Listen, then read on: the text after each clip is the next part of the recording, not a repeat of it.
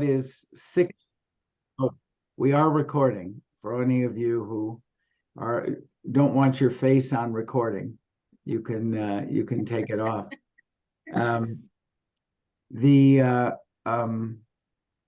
first of 6 classes dealing with a book called Dear Shuni, which is a compilation of Israeli women scholars writing modern midrash about the Torah. Midrash goes back to period of a couple thousand years ago. It's been written over the centuries in different eras in different places. It's an elaboration, an explication of the Torah in a different way. It's not halacha, though there is halachic midrash. Mostly it's what we might think of as literature or sermons about expanding the text itself and making it more applicable to daily lives. Women didn't write in our tradition, or at least nothing that women wrote was preserved.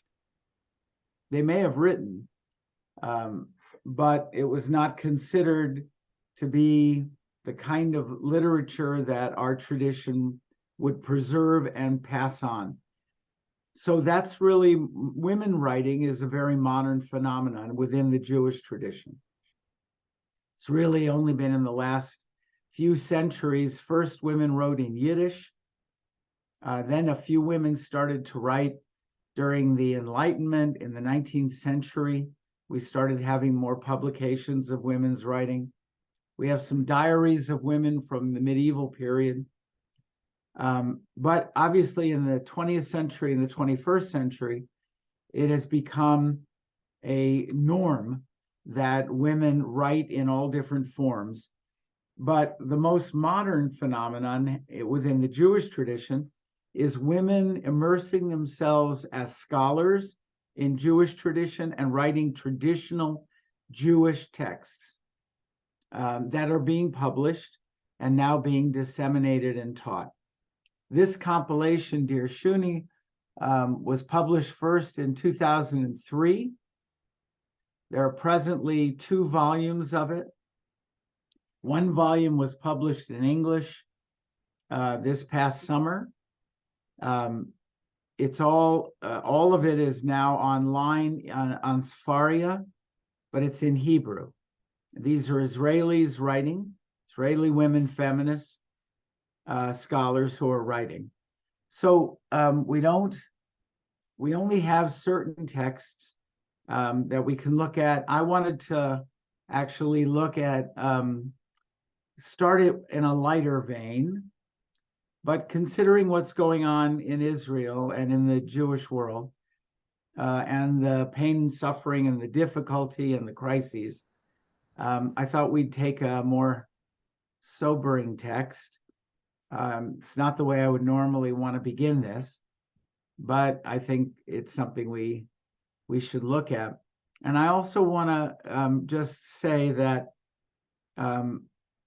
there is I wanted to begin with a prayer that some of you know. It's the prayer for the state of Israel. It's in our prayer books. Can you see it? Yes, Rabbi. Right. So I'm going to sing a little of it. If you would mute, and if you know it, you can sing along, but we're going to not do the chaos of having you online, because then in Zoom, it just is too difficult. It's very simple melody. I'll do the first part. What it says is, Avinu Shebashamayim, our parent who is in heaven, Sur Yisrael v'goalo, the rock of Israel and its redeemer. Barech et Medinat Yisrael, bless the state of Israel. Reshit smichat geulatenu, the beginning of the flowering of our redemption.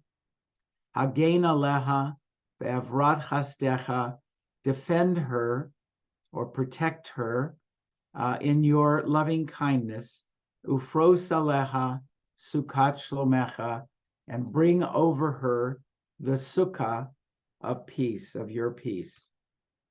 So the text is this: Avinu, Avinu, Sheba Shamayim, Tzur Yisrael v'goalo. Avinu, Avinu, Sheba Shamayim, Tzur Yisrael v'goalo. Barech, Barech et Medinat Yisrael, Reshit Smichat Geulatenu, Hagen Aleha, Bevrat Chasdecha, Ufros Aleha, Sukat Shelomecha. Avinu, Avinu, Sheba Shamayim, Tzur Yisrael v'goalo. So that just a prayer for Israel at this moment. And then I want to begin before we actually begin the text, I want to use a poem. A lot of us have difficulty intellectually with the notion that prayers work, the efficacy of prayer, that a prayer actually works. Some people believe that. Some people have a lot of difficulty with that. People have difficulty believing that God either exists or has power or affects change. So this piece, no, I lost it. No, there it is. This piece was written by Yehuda Amichai. And Yehuda Amichai was a secular Jew, but he wrote a lot about God. And this is a short prayer from, or a poem of his. And the Hebrew is actually very simple. There are very few Hebrew words here. And it's not hard, but we look at it. Oops, sorry, I'm going there. So it starts with the notion of declaring in perfect faith. I declare with perfect faith that the prayers preceded God. The prayers created God, and God created human beings. And human beings create the prayers that created God, that creates human beings.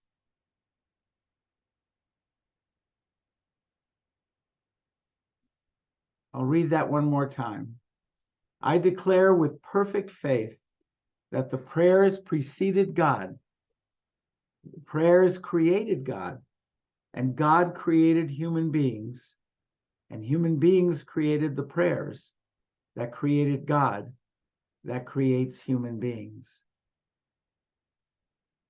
So if you'd like to unmute, tell me what you think of that or that sentiment.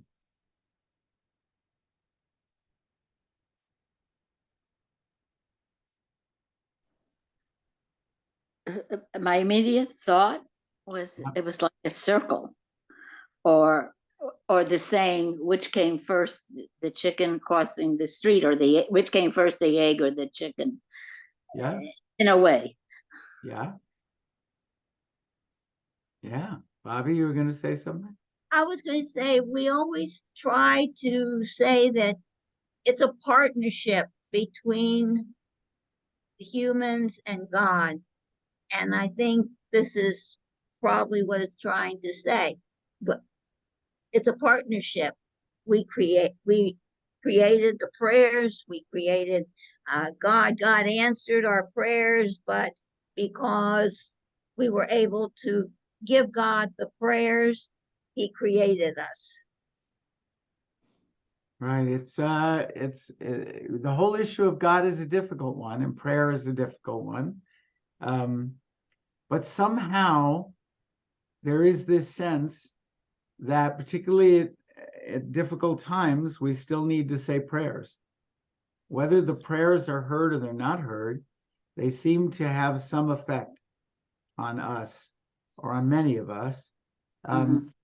Today, there was a national day of fasting that was called by a community in New York and throughout the United States.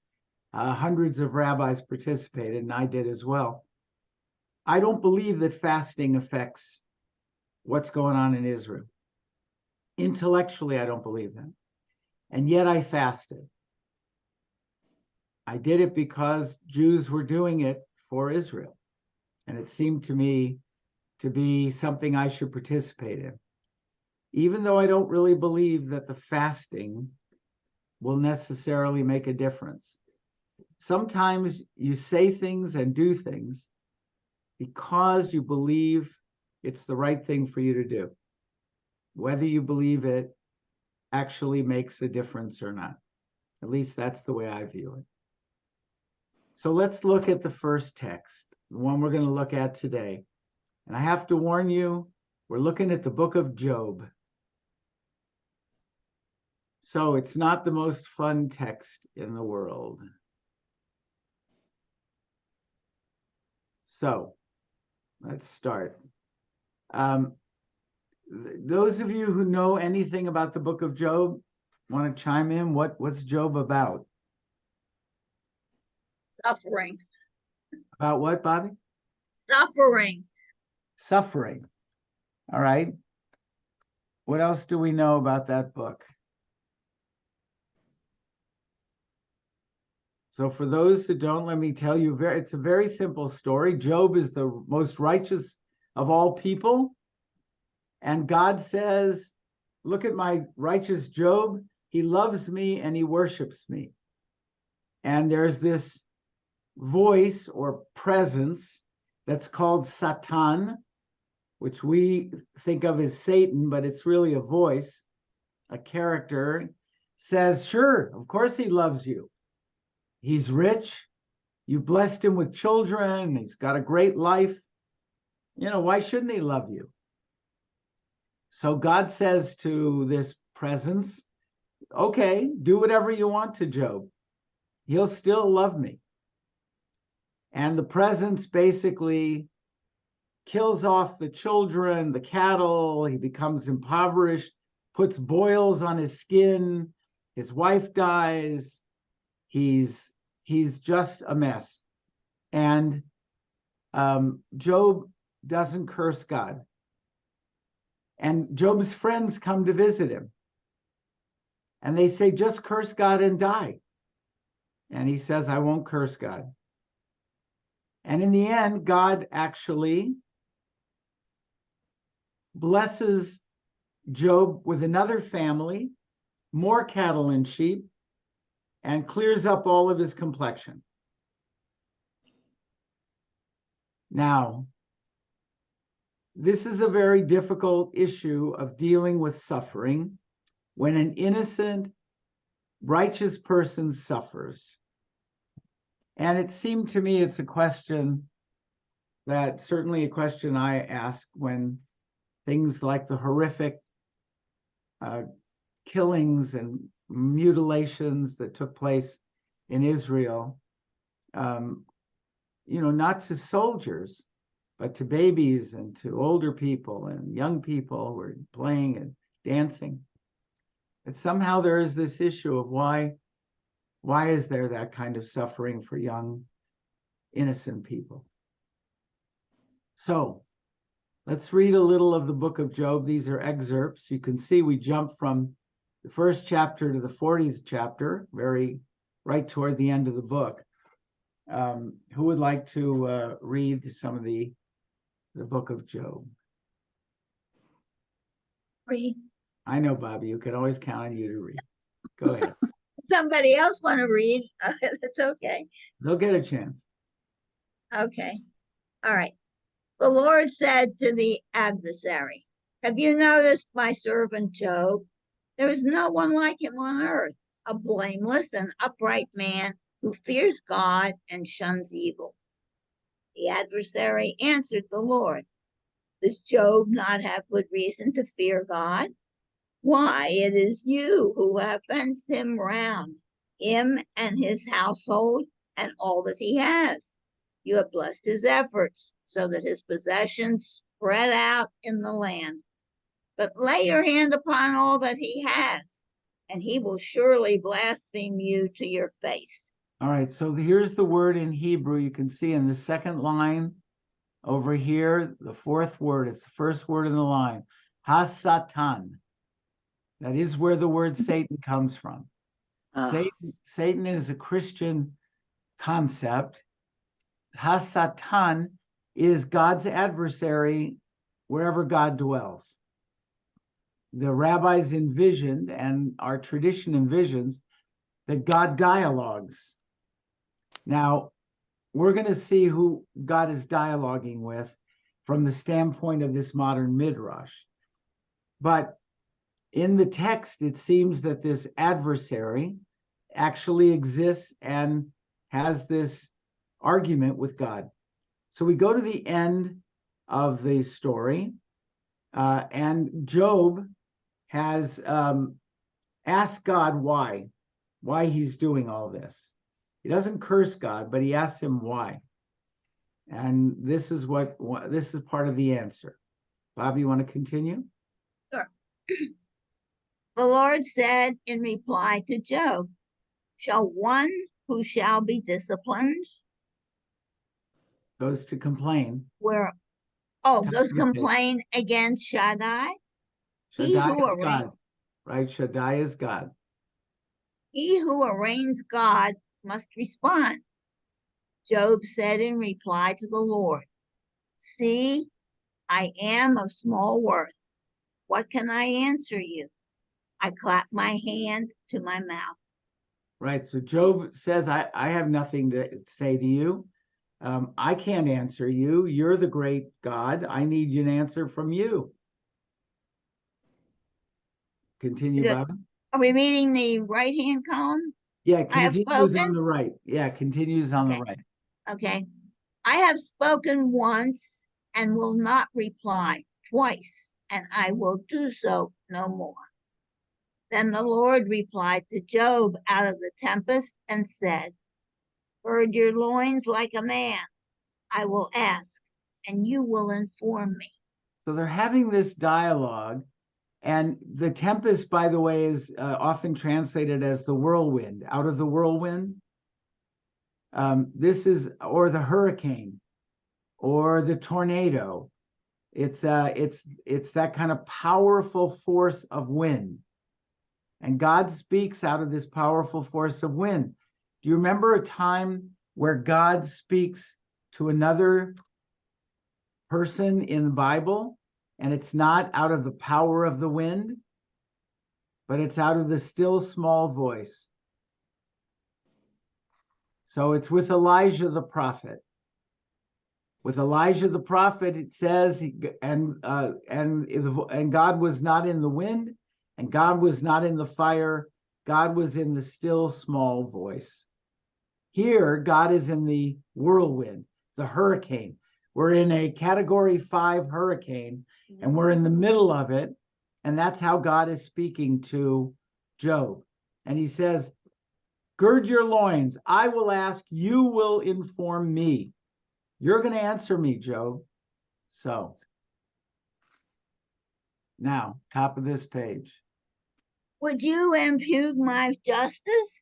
Would you condemn me that you may be right? Have you an arm like God's? Can you thunder with a voice like God's? So he says, God says to him, you're telling me you think this is unjust? You are going to condemn me? Are you powerful? Are you able to do what God can do? How dare you say that to me? Now, it's interesting because Abraham also challenges God. And at that point with Sodom and Gomorrah, God does not get angry at Abraham. God reasons with Abraham. Remember, he says, if there are 50 good righteous, if there are 45 righteous, if there are 40 righteous, But here we have a different experience, and this experience is much later. The book of Job is much later. It's during a period about 2,000 years ago, after the Greeks and in the Roman period, and therefore we have much more of a philosophical debate in a very different way than in the early Bible. So now we go to chapter 41. Whoever confronts me, I will requite. For everything under the sun, the heavens is mine. Divine beings are in dread as he rears up. As he crashes down, they cringe. No sword that overtakes him can prevail. It spreads a threshing No spear. no spear, nor missile, nor lance. He regards iron as straw, bronze as rotted wood. No arrow can put him to flight. Sling stones turn into stubble for him. Clubs are regarded as stubble. He scoffs at the quivering javelin. His underpart is jagged shards. It spreads a threshing sledge on the mud. He makes the depths seethe like a cauldron. He makes the sea boil like an ointment pot. His wake is a luminous path. He makes the deep seem white-haired. There is no one on land who can dominate him. Made as he is without fear, he sees all that is haughty. He is king over all proud beasts. So what God is saying to Job in very explicit and very visual terms is, who are you? Who are you to question what I do and what I make as the world? You don't have any of these powers. I have these powers. And you, simple human being, you have no right to question. Now, in the process of questioning God, we believe we do have that right. Abraham had that right. Job has that right. But what God is basically saying here is, I'm not going to tell you. You're not getting an answer from me. Human beings don't get answers. They only have questions. We are a questioning being. We are not an answering being. Answers are beyond us. And that's often how I feel at times like this.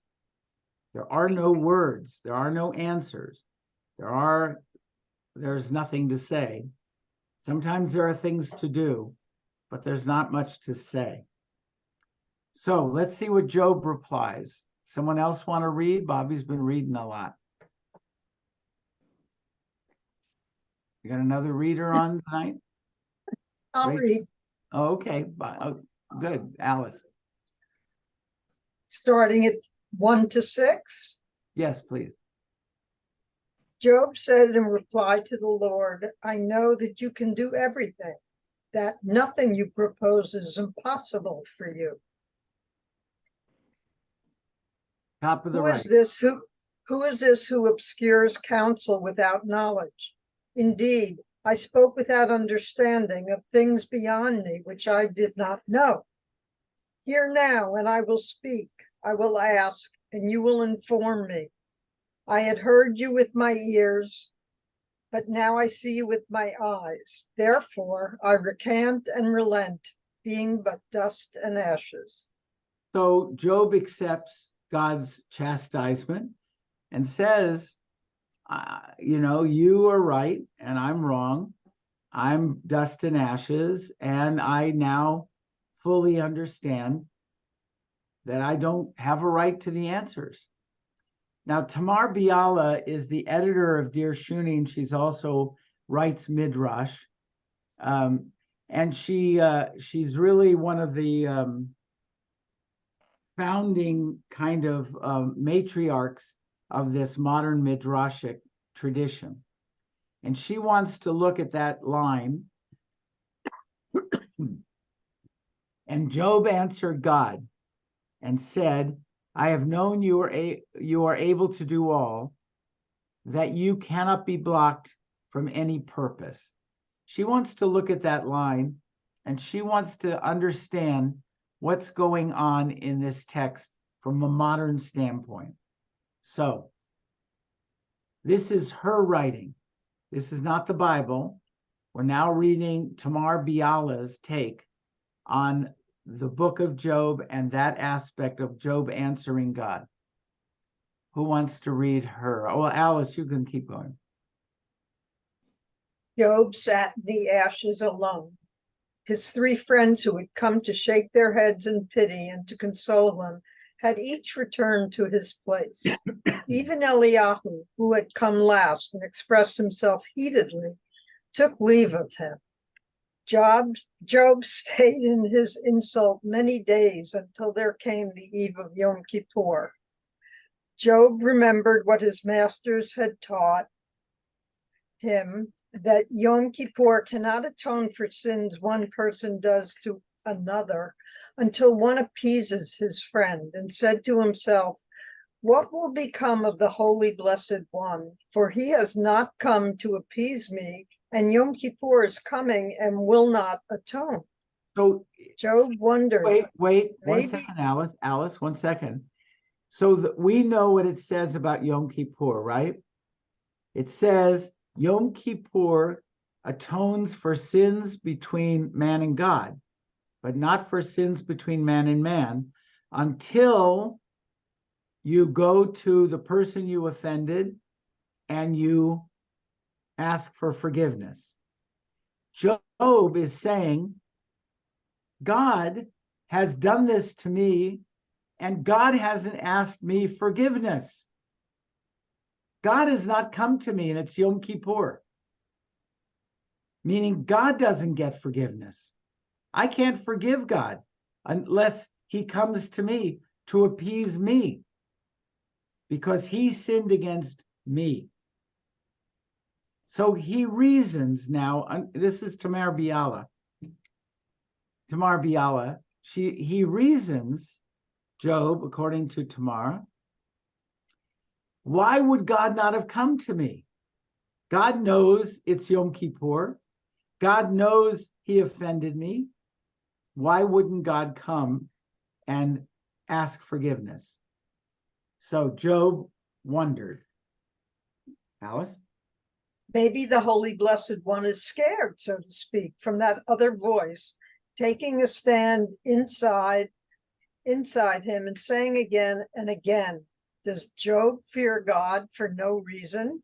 So what the Holy Blessed... Wait 1 second. What she's imagining is Satan, that the adversary is actually a voice inside God, a voice that God wrestles with. We might call it God's conscience, right? It's a voice inside. It's that little voice that is playing on God. And at the beginning, that little voice kept saying, of course, Job is loving you because you're good to him. You know, if you weren't so good to him, he wouldn't love you so much. So that voice is in there and remains in there. And now that the reason that Job thinks that God can't come to him is he's scared because this voice keeps bugging him and saying to him, does Job fear God for no reason? And God has doubts. God has doubts and is scared. So she imagines God like we are, afraid, uncertain, questioning, and can't come to Job to ask forgiveness on Yom Kippur. Let's go on. Maybe are we saying that God has a Yetzer Hara and a Yetzer Tov? Yeah. I mean, like it's coming from 2 different things. Yeah, in a sense, that is where this comes from. That she's saying, like God created us in God's image, we have a Yetzer Tov and a Yetzer Ra, right? As human beings. We are torn between doing the right thing and doing what we want to do. And sometimes they're together and sometimes they're not. But she said, if we're created in God's image, then that must also be God. So this Hasatan is like the Yetzer Hara to God's Yetzer Tov.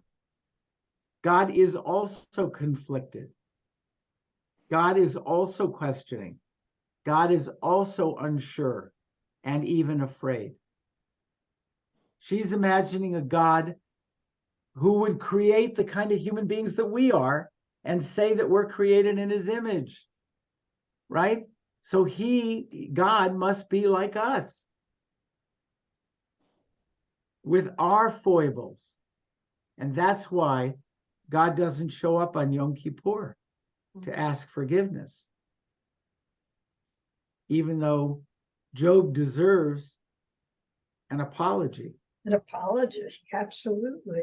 But he didn't get one. But Job, loving God, is reasoning, maybe it isn't God. Maybe it's that Yetzer Ra of God that's the problem. Maybe that's the issue of why God hasn't come. So when Job says that, the next line is, the Holy Blessed One heard and was startled. Now this is from the text. God heard what Job said and was shaken. He was shaken because he suddenly realized, maybe that's what's going on with me. Right? And God answered Job from the windstorm. That a great uproar, so to speak, was in the Holy One's, Blessed One's heart.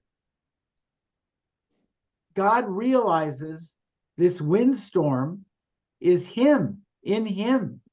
This tension is in him, so to speak. He's torn, and he didn't realize it before. Job bringing it up made him realize what was going on inside himself, God's self. And then it says, and from there he appeared to Job to give him a word of answer. Job's mercies churned within him. He said to the Holy One, Blessed One, how can I answer you? My hand I place over my mouth, and I will speak no more. These are quotes from the book of Job. Meaning, Job, you're right.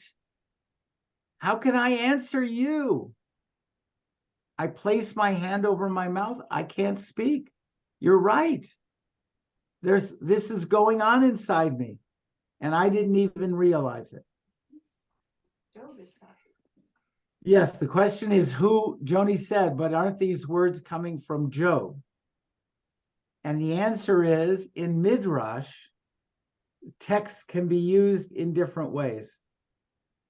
You can always take a text and put it in a different mouth. So she's imagining, this is not the story as Job was written 2,200 years ago. This is the story as she's writing it today. And she's saying, the God I understand is this God, a God who is conflicted, a God like me who is unsure, a God who has a Yetzer Ra, a God who is scared and unsure and afraid. Because God, I see God as created in creating us in his image, therefore God is like us. And that's a God I can understand. And I could understand this relationship between Job and God in this way better than the way the text reads. So let's, The Midrash is just a fairy tale, or, I mean, it's one person's opinion, what might have happened. it's one person's view of what the text is teaching. There's a metaphor that's used in early Midrash of taking a hammer and striking a flint stone. What happens? What happens? Sparks. Sparks. They're called nitzitzot, sparks. Those sparks are midrash. And the sparks, where do they come from? They come from the stone, right? They come from the collision of the hammer and the stone, or the two stones together. They are not something independent. They are a part of the stone, but they are as real as the stone. And each of those sparks has its own path. And they are also true because they come from the source. That's the metaphor for Midrash. Now, there are limits to what you can do with Midrash, because theologically, there are limits to what Judaism would allow to be Jewish. You couldn't, for instance, I don't know, I think I used this a long time ago with you, you might remember, but we're actually doing Bereshit right now in the Torah. We started again. So let me look at you guys here. For a second, I'll do this with you. So we're doing Bereshit, and the beginning of Bereshit is Bereshit bara Elohim et hashamayim ve'et ha'aretz. In the beginning, when God was creating the heavens and the earth. But the first three words, the first word is Bereshit. Bet, Resh, Aleph, Shin, Yud, Taf. Now, there was a debate in the Middle Ages between a Christian and a rabbi about what was true, Christianity or Judaism. And the Christian used that first word to say, God has declared that Christianity is the true religion, because the first three letters of the Hebrew word Bereshit are Bet, that's Ben, son, Resh, Ruach, spirit, Aleph, Av, God, Father. Father, Son, and Holy Spirit. Right there in the first three letters. Right? So what did the rabbi reply? The rabbi replied, but Hebrew also is read right to left, and Taf, Yud, Shin are the last three letters. Torat Yeshu Shaker. The Torah of Jesus is a lie. Torat Yeshu Shaker. Sheker is a lie. Now, that is playing with Midrash. Now, the rabbis would never allow Ben Ruach Av. It's not part of Judaism. You can't do it. There are things you can't do with Midrash. But you can move things around as long as it's in the context of Judaism. Now, it's within the context of Judaism to argue with God. It's within the context of Judaism to accuse God. There was a tradition of allowing trials where they put God on trial in the synagogue. There's a very famous one of Levi Yitzhak of Berdichev, who accuses God of doing all this terrible things to the Jewish people. And he says, in front of the Holy Ark, he says, Lo azuz mimkomi, I will not move from this place until you apologize to the Jewish people. And they did this on Shabbat morning, and they actually had a trial. Now, did God come and apologize? No. But the idea that they imagined that that's something you can do is part of Jewish tradition. So Tamar Biala is using that, right? And she's reversing Job and saying it's God that needed to figure it out. It's God that needed to understand he was the problem and not Job. And so she writes the Midrash in a modern sense, but using the framework of traditional Jewish text. Does that make sense? Mhm. Is that hard to understand? All right, so let's go back and finish the text. Okay, the Holy One, blessed be he, blessed one heard and was startled. So he answered, where am I? That is a great uproar, so to speak, was in the Holy Blessed One's heart. And from there he appeared to Job to give him a word of answer. Job's mercies churned within him. He said to the Holy Blessed One, how can I answer you? My hand is placed over my mouth, and I will speak no more. The Holy Blessed One's spirit did not rest.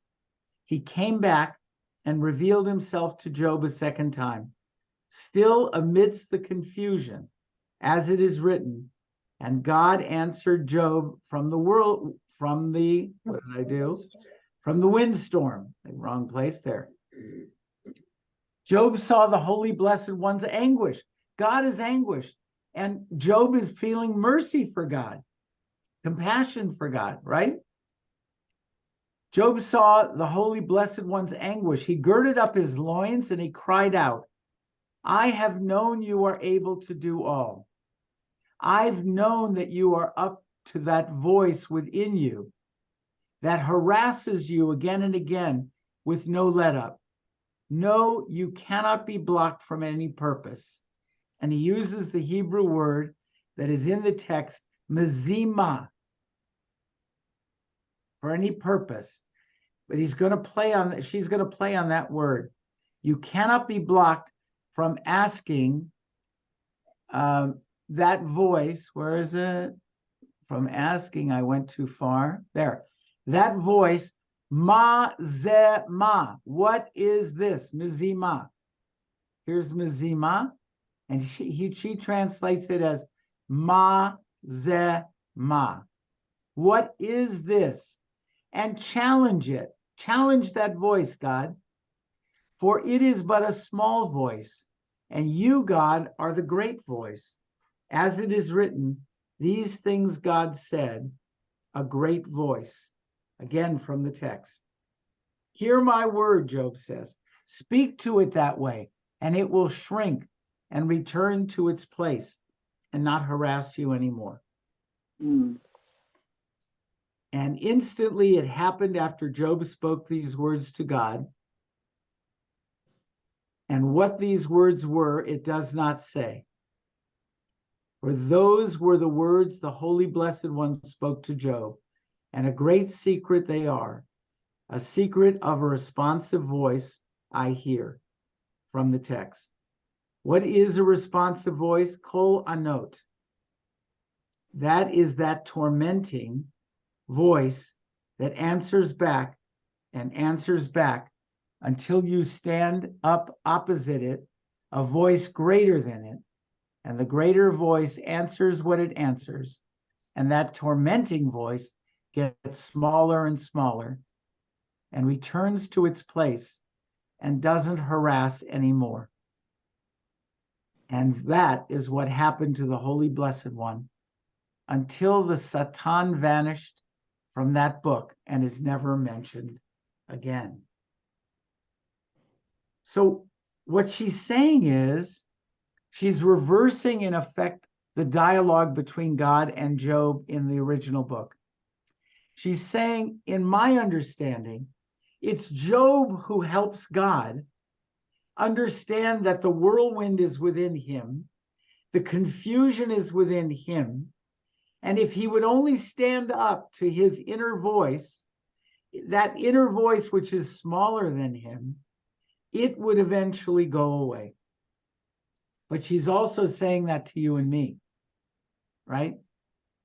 That voice in our head, that small voice that gnaws at us, that doubts, that questions, that plagues, that makes us unsure. If we would only stand up to it, if we would only confront it, we can realize that we are greater than that voice, that the Yetzer Tov in each of us can defeat the Yetzer Ra in each of us, just as God figured it out with Job's help. And Tamar Biala is giving us that lesson to say we can also do that. We can suppress that voice and be Yetzer Tov, be good, and not have to constantly fight that other side. What do you think? Did God or Satan do all those horrible things to Job? Well, in the original book, God gives Satan the power. So you could argue Satan did it, but God gives him the power to do it. God says the only thing you can't do is kill him. You can do whatever you want to him, but you can't kill him. That's in the original book.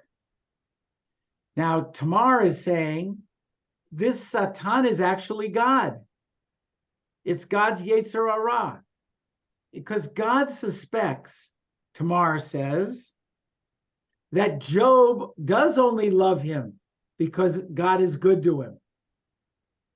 Why do people love us? Because we're nice to them, because we're good to them, because we take care of them. What if we didn't take care of them? What if we weren't so good to them? Would they still love us? I don't know. That's what the voice keeps saying. Well, in this midrash, the voice of God is saying to God, you got to do something because you see if your servant Job actually loves you. And so what she imagines, what Tamar imagines, is that God is Satan, and God is the one that inflicts Job. And Job stands up and says, God, you've got to stand up to the Satan within you, because you can defeat that Satan, and you are greater than that. And that's what Tamar Biala is saying in her midrash, which is a complete reversal of the book of Job. And I would say part of what my thinking is about this at this time, we're going to be hearing a lot of voices out there. Right now, a lot of people support Israel. And a lot of people feel compassion for Israel. And a lot of people understand Israel's horror and terror and anger, and that Israel is going to war. But already we've seen the Israel bombing Gaza, and we've seen the pictures of the little kids. What's going to happen in the next few days, next weeks, is the world is going to focus on them. And there's going to be voices within us saying, maybe it's enough. Maybe you should stop. Maybe this is too much. Israel is abusing now their power. And part of that is that we are human, we are compassionate, we feel, but understanding that we also know that there is a greater good in this, and that greater good will also benefit, I believe, the Palestinians in Gaza. That if Hamas is actually crippled, and if a different leadership arises, the Palestinians will benefit even more than the Israelis. They will have a life and a hope and a possibility to have a future. And unless someone stops this group, and it's going to take brutality to do it, it looks like, and it's going to take a lot of pain. I think from my standpoint, it's for me to keep myself focused on what I know or believe is the right thing to do at this moment, even though it looks horrendous, and there will be condemnations, and there will be tension, and there will be worse. And it will be a hard process. But that voice, that little voice within us questioning, is not going to go away. It's going to be there. And thank God it is there, because it should remind us of our humanity. But we also have to remember, we blame FDR, President Roosevelt, for not bombing the train tracks or Auschwitz. And his argument was, and I have to say, having read a lot of the literature, I think he was right. Our job is to defeat the Nazis. That will stop this. Nothing else will. Bombing the tracks is not going to stop this. It may save a few lives, but the only thing that will stop the Nazis is defeat, total defeat. And that's what happened. And I believe that's also why Truman decided on the nuclear weapons.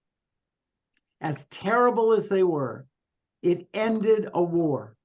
It stopped the killing.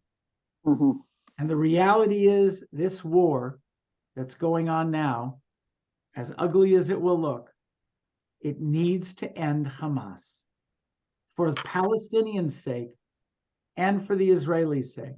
I think the Israelis are strong enough to figure out how this will never happen again, that no one will invade their territory again. They'll learn, just as they learned after 73 and they learned after 67, they'll figure that out. But the Palestinians are going to be crippled forever if Hamas is allowed to remain as the body that runs Gaza. They will never be freed.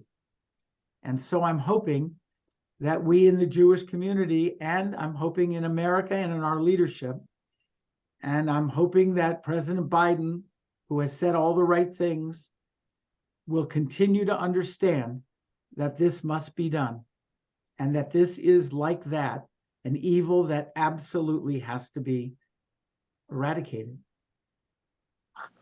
So that's kind of my message today, and it's not the way I wanted to start the Midrash on Dear Shuni, but it's what we have. Anybody want to make a comment or make a counter statement or thought? I Alice? don't want to make a counter statement, but it seems to me that we should be prepared for the questions. What people say, why did God let the Holocaust take place?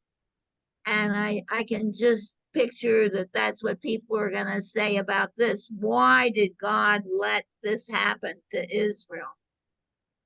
Well, I'm sure there'll be people who will say it, but what the Israelis are going to say, what they're already saying, is what happened to the government and what happened to the IDF? Where were they? That's what they're going to say. And there's going to be an inquiry already. The chief of staff has said it. He said there were mistakes. There's going to be an inquiry, and there will be heads rolling. Israel is a country where heads roll, but they first fight the battle. The heads didn't fall in 73 until after the battle was won, and then the inquiry took place, and then they were all taken to task. And in this case, the breach was so enormous and so egregious. You hear Israelis saying, I kept saying, the army's coming. When they heard the first shots, the army will get here. and they didn't get there for 8 hours. In some cases, they didn't get there for days. Yeah. That's going to be what the Israelis are going to focus on. They're not going to focus on God. They're going to focus on their system and why it failed them so badly, a system they believed in and a system they depended upon. So I think we in the diaspora have the luxury of saying, you know, why did God do this? The reality is this was a human travesty. First of all, it was evil on one side. On the other side, it was hubris or weakness or inefficiency or lack of awareness, whatever it was. That will come out. Israel will take care of looking at itself. Israel does that. I wish we did it as well. To tell you the truth, I wish we would look at our leaders and hold them to task. I mean, I can't even imagine that Netanyahu, after this, will have anything I don't even know how he'll show his face. And that's also true of the chief of staff and the minister of defense. I mean, you know, a secret service, you know, I just don't know how they will survive and how they will live in Israel with the families. I mean, we still have over 100 people, over 100 Israelis probably, who may all be killed and tortured, and that's still going to be on them. So, and not only that, but there were breaches today. There still are apparently terrorists that are within Israel's boundaries.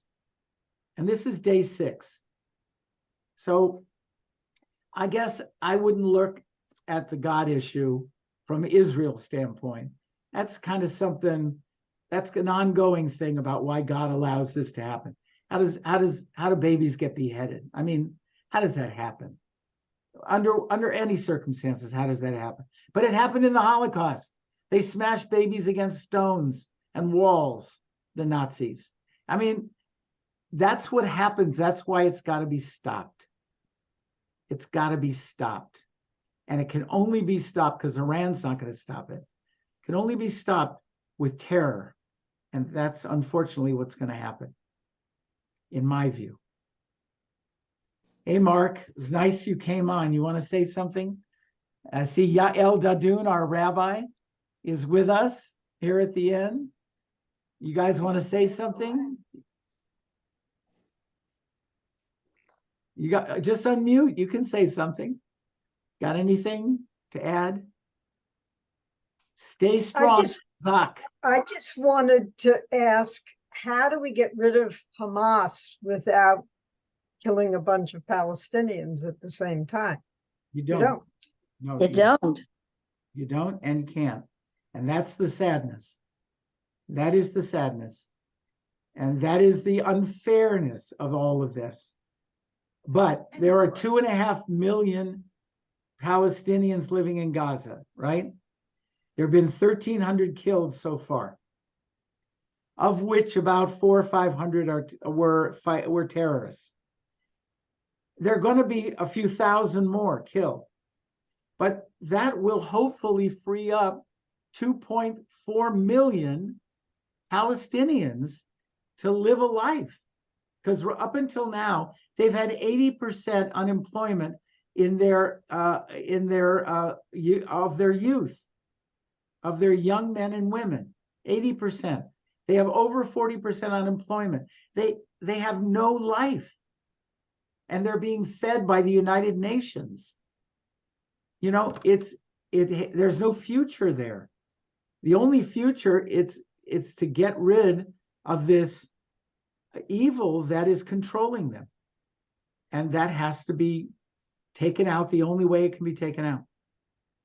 You know, sometimes with cancer, you have to cut it out, and you have to cut out good tissue along with it to save the rest.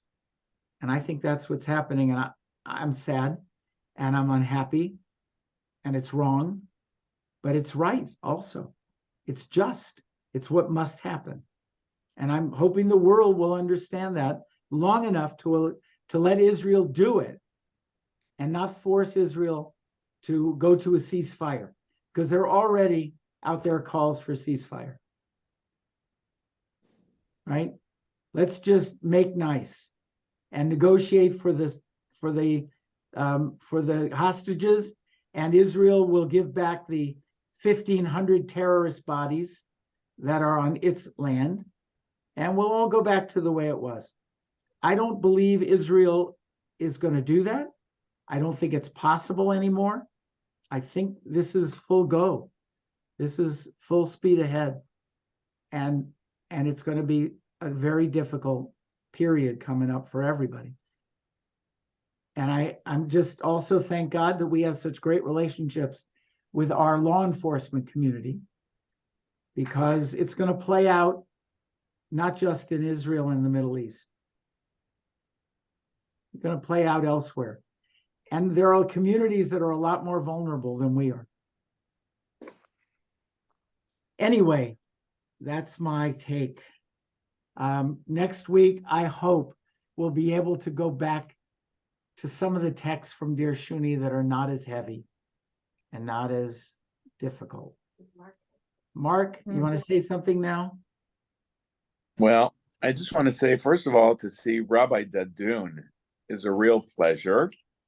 And to see everyone here, each Monday we talk about what's going on in Israel. And this past Monday, everyone was in shock, and I think continues to be in shock by what they're seeing and what they're hearing. And it's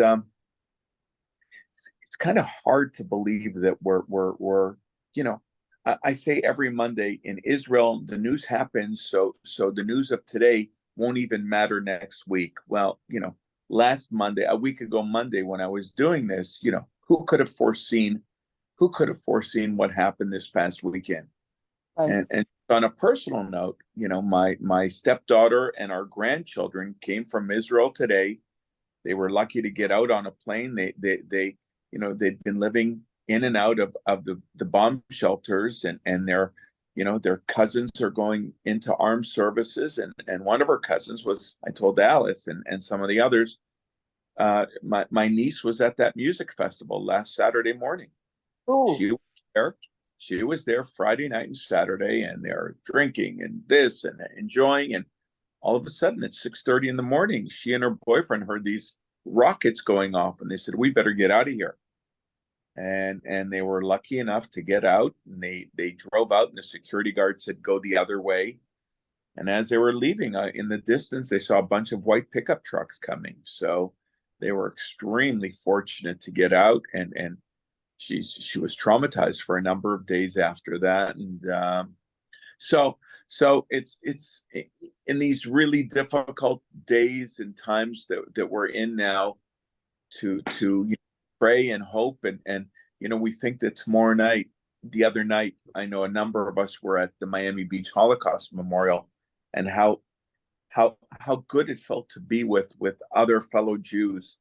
And I know that tomorrow evening at Temple, when we're in the sanctuary, and we normally get 30, 40, 50, 60 people, we think we're going to have a few hundred, because people want to be together. I remember, Rabbi, after 9/11, what happened that Friday, the 4 or 5 days after that, our sanctuary was packed, because people wanted to be with community, wanted to be with friends and with family and with loved ones. And we think that will happen tomorrow, and we can only hope and pray for better times and a speedy end to really this really, really tough situation in Israel. Thank you, Rob.